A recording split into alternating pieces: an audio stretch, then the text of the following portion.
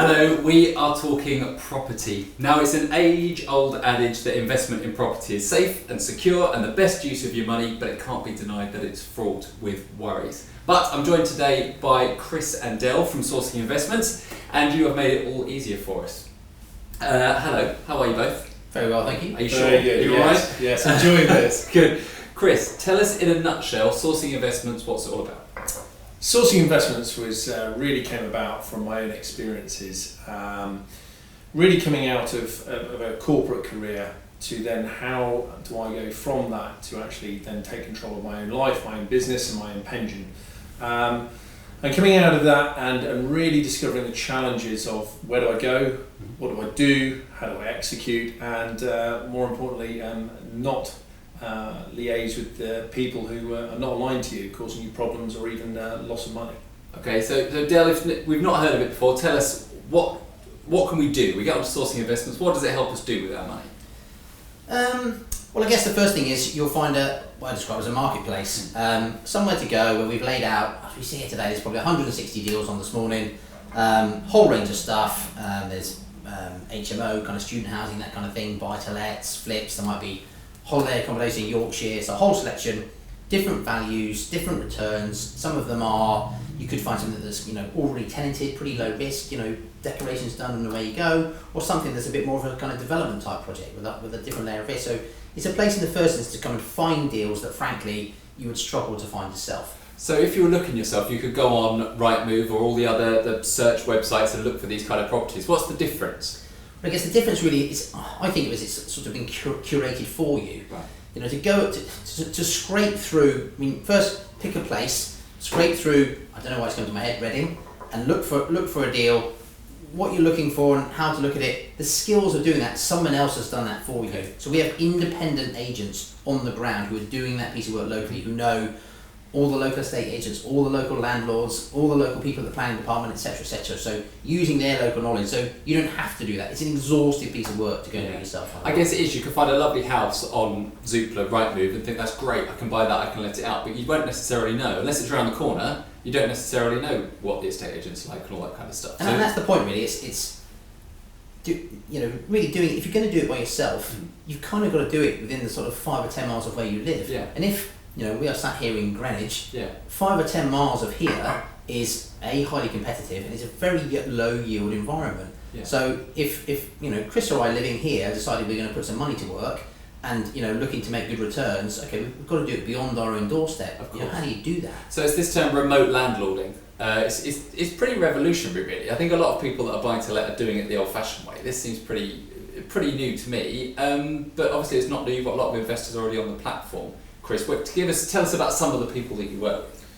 I'd say the majority of the investors on the platform predominantly are overseas clients. Oh, so you can go proper remote. You don't have to be in the UK. Absolutely. So originally the challenge was designing the platform to solve the challenges for somebody who is investing from afar, whether it be Hong Kong, New Zealand, Singapore, Australia, South Africa, anywhere, United States, and to take advantage of the high yielding environment that we have here in the United Kingdom.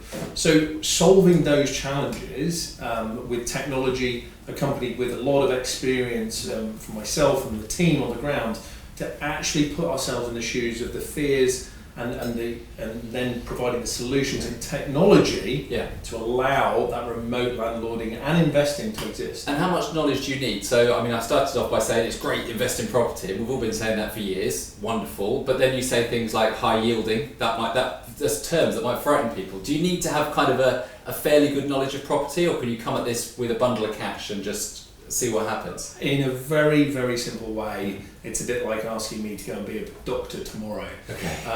And I'm sure I could give it a good go, but at the same time, I'm not volunteering for that operation. So no, the answer is, having a level of knowledge is absolutely imperative for whatever you do, because ultimately, whether I'm investing in the stock market or property investing, I am ultimately responsible for making those decisions. Mm-hmm. Yes, I can outsource massive bodies of work. Does that make sense? To people finding me deals, through to actually executing those, but I need to understand the process. Sure. I need to understand the risks, and more importantly, I need to know and appreciate and be professional myself, so I can work with other professionals in the industry. So talking about your investors from Hong Kong, Singapore, Australia, they must be frightened by Brexit. Is that having an impact at the minute on the market? Or is that creating some kind of uncertainty? What's happening there? I think in general, having this discussion with actually a load of internationals last week, I think the Brexit play really is just summarised in confidence. Yeah. For a long period of time, the British people here were getting very, unconfident with the situation, just simply because there was nothing progressing. Now that has obviously now changed. I don't think the Brexit with its hat on is impacted the market really, but at the same time, what it has done is now we've gone through that phase. There's a lot of confidence, and that was highlighted by a Hong Kong businessman the day after Brexit, when Boris got in, buying a property in London for 68.5 million. So one of the most expensive properties bought, so therefore it kind of shows that confidence is there. And I think for the long term, the United Kingdom, with all its other benefits of very good legal system, very good economy, and so I think Brexit is just another blip in our history with regard to now. It's very, very confident for everybody to now go ahead and make sure that their money at the end of the day is secure, but more importantly returning a good investment for them. So we're there, let's say we've not got quite the 68 million that some have got in the bank, but we've got a bit we want to invest. How do we go forward with sourcing investments? What would the next step be, Doug? Well, we're a subscription website, so people come, subscribe to the site, and they say, go onto that marketplace, find the the property that appeals to you or meets your criteria, and then it's really connecting with the sourcer who's curated that deal, and working with them as your end-to-end project manager. So they will have sourced the project in the first place. They will handhold you through the acquisition of the asset. They'll then help you work with the design and the strategy of the project, understand to achieve those outcomes what you need to do, perhaps in terms of refurbishment or building work. Are you just are we adding refreshing a kitchen, or are we knocking something down and rebuilding it or extending, etc.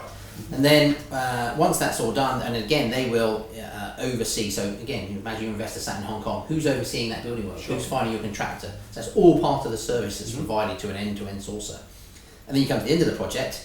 In essence, you're likely to do one or two things. You're going to let it, you're going to sell it. And again, that your sourcer, you're using their knowledge of who are the best people in, again, I'm using my Reading example, who's the best go-to guy in Reading to do a fully managed student let. That's very different probably to the best guy in town to sell a 3-bedroom professional buy-to-let. Of course, and whether we're in Greenwich or Hong Kong, we're not going to know that now, but you've got people that do know that. Correct. So it's really about that using the local knowledge of those sources. And it's it's completely risk-free to begin with. Tell us about the 10-day trial that people can sign up for. So it's complimentary access, and it's actually full access. It's not a half-hearted version. People can come on and they can do investing. We're pretty we're confident enough about the product that we're happy to let people in. It's not no credit card. There's no contract or commitment. It's come in.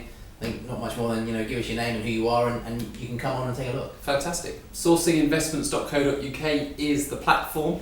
You can go on there now and get your free trial. We want to hear your horror stories and your successes as well in property investment. So comment down below. Tell us what's going on. Join in the conversation, and we will see you again very soon. Good luck.